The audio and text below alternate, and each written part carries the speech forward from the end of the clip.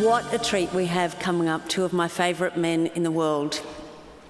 Richard Fidler is going to lead a discussion with the wonderful David Williamson, who is, of course, a living national treasure.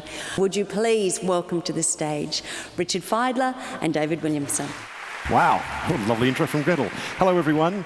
It is my great pleasure and honour to introduce, as part of this discussion, David Williamson. There is everyone else on the Australian drama scene, and they all cluster around Mount David Williamson. That's as much a reference to his height as to his astonishing output as a playwright. He is, of course, the author of Don's Party, The Club, The Removalists. He wrote the script to Gallipoli, the play Emerald City that was turned into a film, as well as Don's Party, which has now since evolved over 30 years into Don Party's On. He is amazingly prolific. He tends to hit the mark again and again with his audiences. He has presented the foibles of modern Australians to those Australians for years and years and years. And funnily enough, they keep coming back for more. He writes perceptively, and this is a big deal for a guy like me, he really knows how to nail a gag on the page. Ladies and gentlemen, please welcome the great David Williamson. Thank you, Richard. David, early on in your life you were going to be an engineer. Why am I talking to David Williamson, renowned Australian playwright, instead of David Williamson, the retired engineer? Well, the engineering was an accident. I had no interest in mechanical things whatsoever, but I happened to be good at mathematics. And in my day, any boy that was good at mathematics was headed towards science, medicine or engineering. Medicine, I couldn't stand the thought of blood and cutting people up. I hated chemistry beyond belief, and the course with the least chemistry in was mechanical engineering. I walked in and saw these greasy great engines and thought, what the hell am I here for? But after a crisis of confidence in which I refused to sit for 5 of the 9 exams in third year, my prof said, well, finish it, David, because it's something to fall back on, which was a thing at that time. Then I pursued my real obsession, which was human psychology, social behaviour. I went back to Melbourne University, did an MA prelim in psychology, was about to embark on a research career in social psychology, when which is the way people, basically the way people use language to manipulate each other, to gain their ends, to fool themselves. And this is supposed to be about positive stuff, isn't it? Yeah. Sorry. Push through the negative to get to the positive. Yeah, sorry, I have 7 negative references already. No, let's dwell on the negative. I think this is important, though. This is all part of the whole deal. Well, look. Social life is a life of posturing and acting to some extent. You're trying to gain esteem, status. You're trying to gain love, recognition. But what I was doing on stage was the equivalent of what I would have been doing as a research psychologist. It was exactly the same area, except I was doing it on stage. And I would have been happily a research psychologist, because it's my obsession about why people behave as they do in social situations.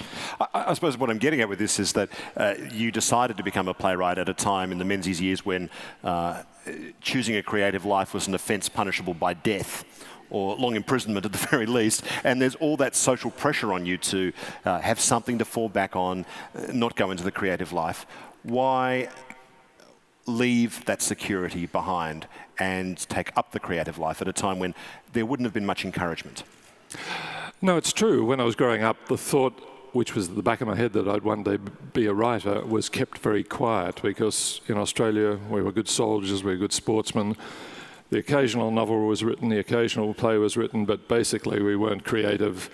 Creative was what happened in Europe, and a little bit in America, but it happened overseas. It was a very negative time about creativity in Australia, and now when I go to speak to school children, they all want to be poets, filmmakers, artists. You think, well, who's going to drive the buses? I mean, So why did you make that decision then? What was the thing that almost compelled you to do it? There was an inner curiosity in me. I really had to find out why people behaved as they behaved. My brother and I grew up in a marriage in which my parents were in eternal warfare. I mean, they were talking about a score of positive to negative, which meant the end of a marriage. Well, my parents had a 10 to 1 negative to positive. They were continual warfare, and I had to, in my young mind, I had to sort of work out, is this inevitable? Is this what life means? Is this what marriage means? What causes people to fight each other? What are the deep roots of personality? So it was a puzzle I had to unravel. So it was curiosity then? Yeah, absolute curiosity. It wasn't like fear? Was it partly fear of that kind of other life, or was it, were you pushed away? Were you being pushed towards it, or were you being tugged towards it, if you like? Well, no, it was basically curiosity. What goes on in life? Why is life like this? And not that my parents were ever bad to my brother and I, just the opposite. They indulged us, they encouraged our ambitions and all that, but they just towards each other. It was like my wife, Kristen, when she first saw them in action, said there was no other occupation for you than a dramatist. You'd grown up with nothing but drama. Yeah, there was nothing but drama. Yeah. Interviewing Ian McEwan once, he said that, maybe he was just being impish or something, but he said that the chief pleasure of being a writer is when you finish a book, it's published, you put it up on the shelf, and slowly over the years, that space on the bookshelf of your own work starts to fill up. You're an amazingly prolific playwright, and I suppose your bookshelf will go like that, I suppose. What is it about that prolificness, if that's the correct word for it? When you write a story, is the story like a dog that you have to drag down the road on a leash, or is it the dog that's sort of yanking on your arm and dragging you down the street? No, I think what impels me is that there's an amazing magic. When you get the right cast and the right director, and it all works, and you can feel it working with the audience, you can feel it speaking to them about their lives, that's the great buzz. And I guess I'm prolific because I want it to happen again. It's not that there are these enormous stories pressing for exit out of me. In fact, I never have a creative thought except when I have to sit down at a WordPress or have to make something happen. What I want is, I want that experience again of the audience and the thing. So I have to dredge it out of there. But as Kristen, my wife, will tell you, there's absolutely no... I never go writing notes down in a book about what people say or anything like that. I do, once I'm on a project, my mind is on it. And I've developed a 2-track mind. She says to me, "Tell me what I just said to you." And I've got a part of the mind that can do it perfectly, and I haven't listened to a word, but I can still parrot back what she says. Whereas the rest of my mind is working on, gee, how will I resolve that plot situation? How will I, if I bring that character in there, it's like a giant crossword puzzle. So you don't really know that much about what the play is until you sit down and start to write it? No, I haven't got a creative thought in my head until I have to do it. And then it partly evolves. You do work out a basic structure and say, this is what I want to do this time. This is what the issues I want to confront. These are the characters I've got. This is where I think the play is heading. But when you start to write, it actually is an organic process. The creativity comes out of what's already there on the page. It springs out of that, and that builds on that, and that builds on that. So the creativity really only starts, and I think that the American playwright David Mamet said, look, when I'm writing, I know that if I don't surprise myself, I won't surprise the audience, and it'll be dull. So part of you had that experience. You said springing there, which is an interesting word too. Do you have that experience? And I know writers, this is common for many writers, of writing something and go, where the hell did that come from?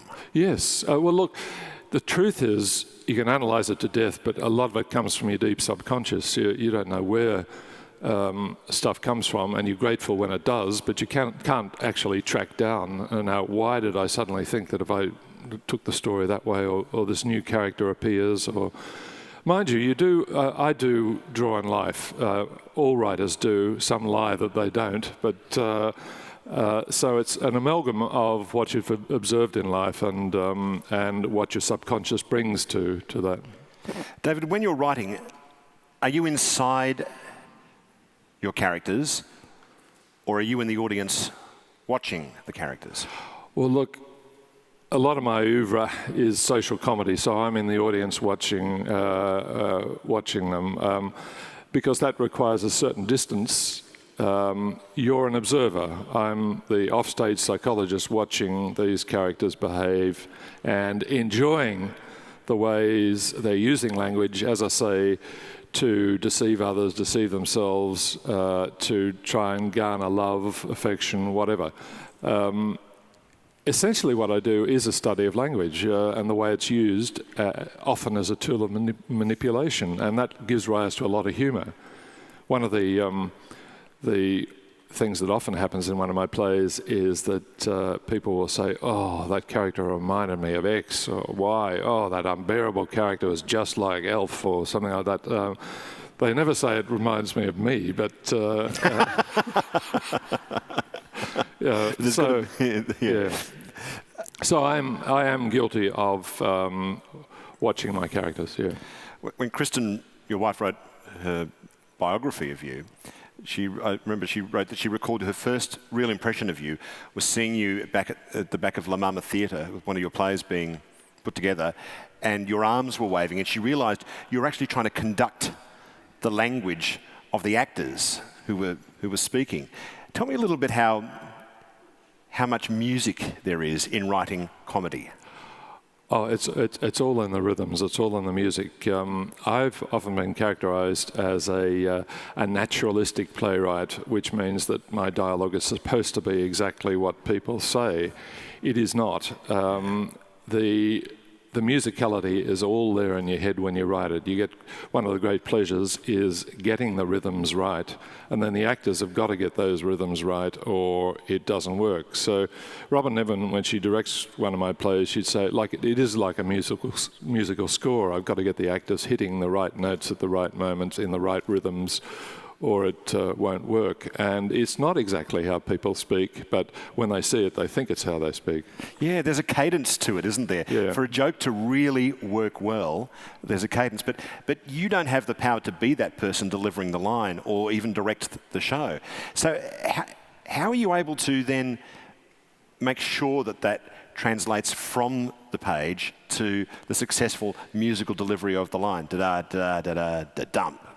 Well, it's all in the director and the cast that you get, and very good actors know that without getting the musicality and the rhythms right, it's not going to work. Some actors try and paraphrase my lines, and it doesn't work because what I call De Niroizing. Some actors believe they're doing something naturalistic, so they have to put their own stamp on it. It never works. So the director just takes them back to the original line, and if they do it right, it works. You often put fragments, I think you've said this in the past, put fragments of yourself in your characters. Is that fun to do that, or is it just a painful necessity?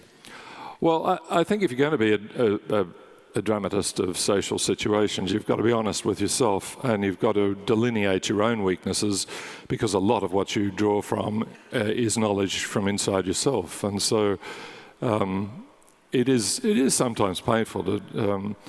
I once said the biggest idiot in my plays is usually myself, and unless you're prepared to be honest about yourself, it won't work. Yeah.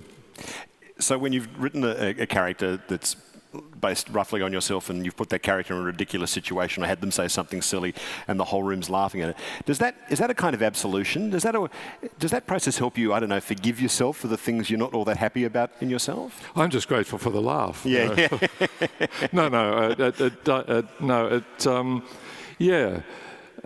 Sometimes I've behaved badly, and I've allowed me to put that on stage, and I do cringe when I see it, but I know it's truthful. Yeah.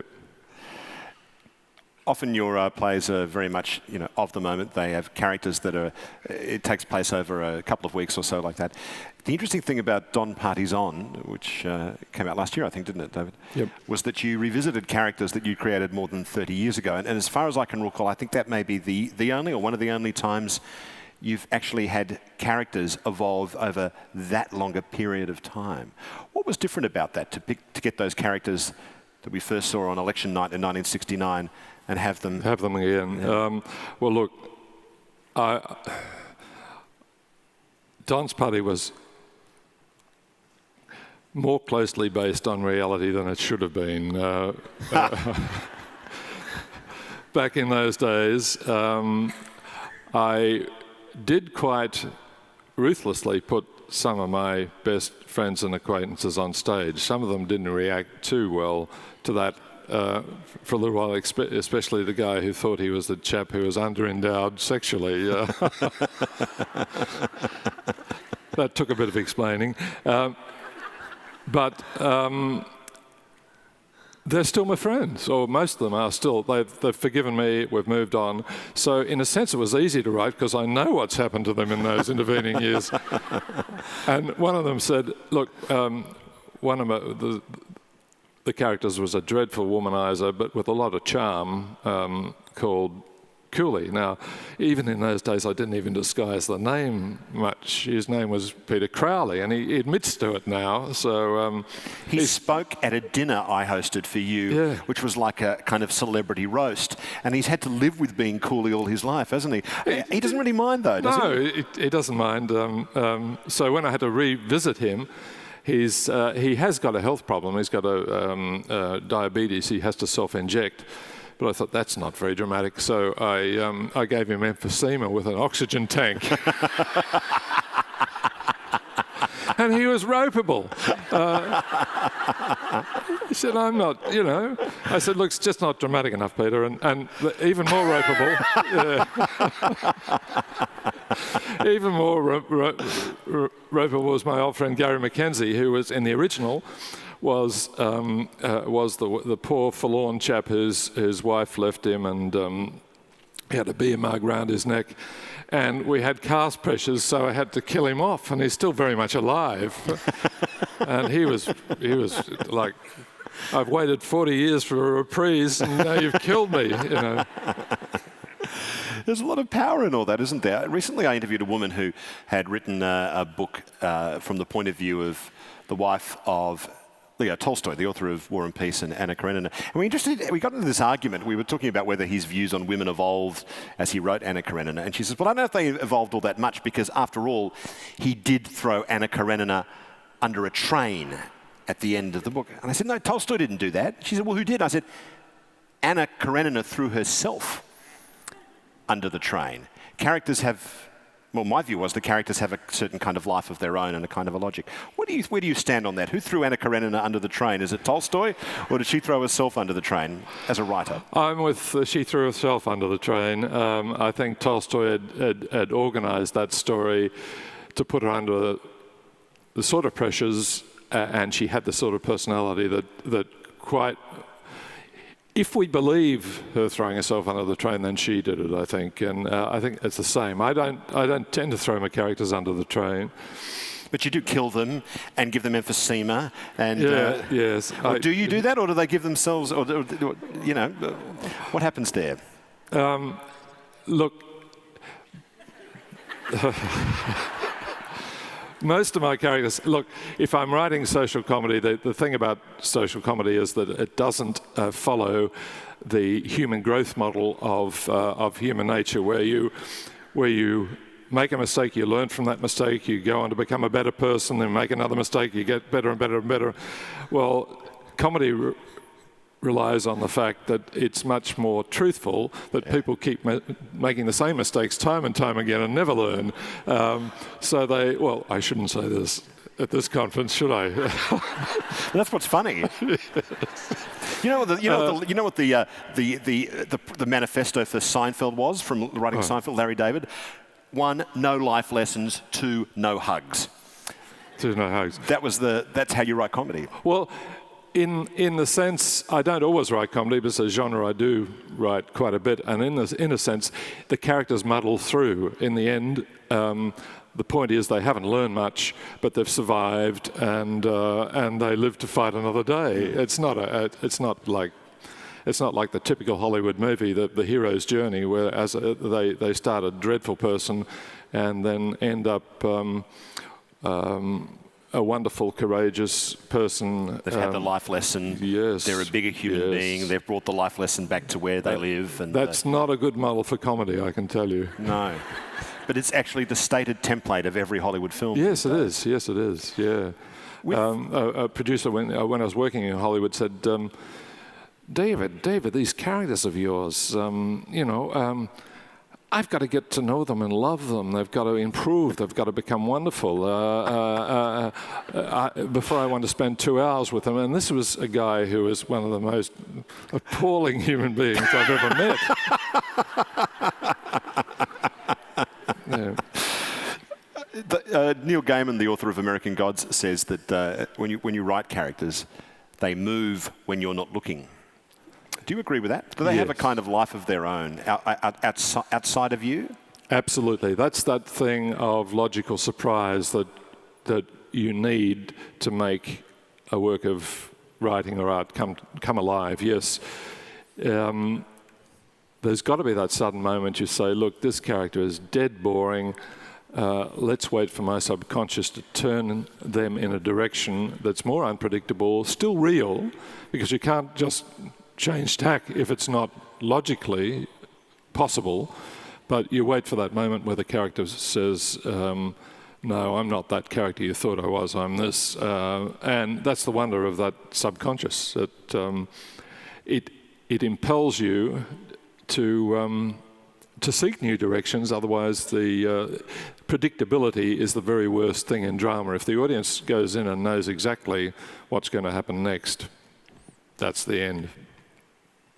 You've said you're an anxious kind of guy. What part of the playwriting process tends to make you anxious, and which part helps that anxiety melt away? Well, the most anxious time, as Kristen can tell you, when I've had a bad day, when the characters are not doing anything interesting, when the creativity seems to have stopped, and you've got a deadline, and I go to bed and my head's full of, oh God, this is never going to work. Nothing. I've got to throw this one away. I've got to start again. How can I finish it? How can I push on? And sometimes do you still feel like that now? Do you still get that now? Yeah. After doing this for 4 decades? Yes. But thankfully, something usually happens during the sleep process, or next day you wake up and suddenly a new thing will happen. But there are times when you feel, I cannot finish this, it's too dull, it's too boring, I've got to give it away, or otherwise, how do I make this work? So yeah, that's the most anxious time during the writing of a play. As I say, Kristen's been a wonderful wife tolerating all of that, but the best moments are when it is flowing, when the characters are revealing themselves to be interesting, when new plot developments happen that are terrific, and then unbearable, she says. Seeing the play of yours, The Operator, in Brisbane a few years ago, I saw an interesting thing happen. I don't think I've ever seen this happen in a play before. It was about a workplace psychopath. It was very amusing. Yeah. And there was a moment when a kind of a revealing line was delivered. And I heard people in the audience go, I've never seen that happen in an audience before. Well, look, that's what I love, when the audience get fully involved in. Yeah, that play was about a workplace psychopath. Very clever, very devious, very nasty, very charming on the surface, as many of them are. And one day in the Brisbane production, I was there one night, and he's being particularly deceitful and particularly vicious towards a poor woman workmate. And a guy leapt up in the audience, took a swing at him. You bastard! And what did you do? He missed, thankfully, so I wasn't sued. But and in fact, in the Sydney production, my son played the psychopath. My son's a really charming guy, isn't he, Kristen?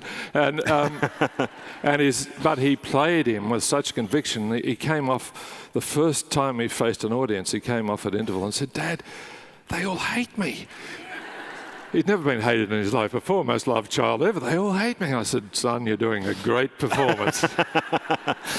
You know, they always say the difference between Americans and Russians is that Americans believe in the right to be happy, and it's in their Declaration of Independence. Yeah. Russians, so it goes, I don't know how true this is, haven't been to Russia, but apparently they think that's just mad. don't have any expectation you should be happy. Well, I mean, I was alarmed this morning. I listened to the marvellous Martin Seligman telling us how we could all self-improve and become better and more fulfilled person. I said, shit, there'll be no drama.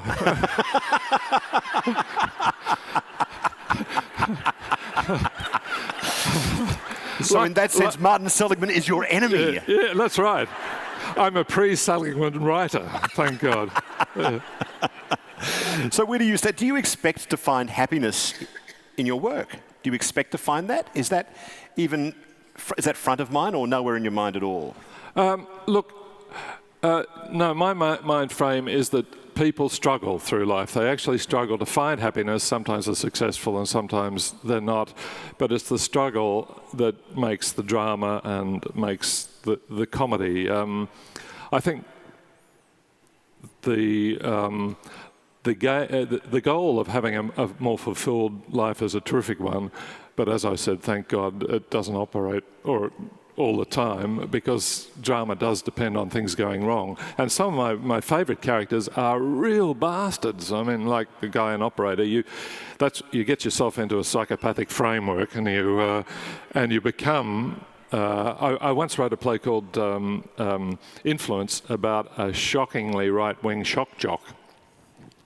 And when I was into the character, I knew who I was basing it on, and I was having a ball. All my subconscious racist things were pouring out on. When I saw him, I said, "What a horrible character!" And you tried in 2005 to retire, and you failed. Why were you such a disastrous retiree, David? Well, I did have a health problem at that time. I had a heart rhythm problem, which has since been solved by a wonderful operation, so I'm fit again. But I think partly the answer is also that it's addictive. What I do is addictive. I just love that thought that if you get all the characters right, you get the actors right, it will tell the audience, it'll respond, it'll resonate with their lives, and they'll get something out of it, and it's a great buzz. So I can't give it up. It's like an addiction of any kind.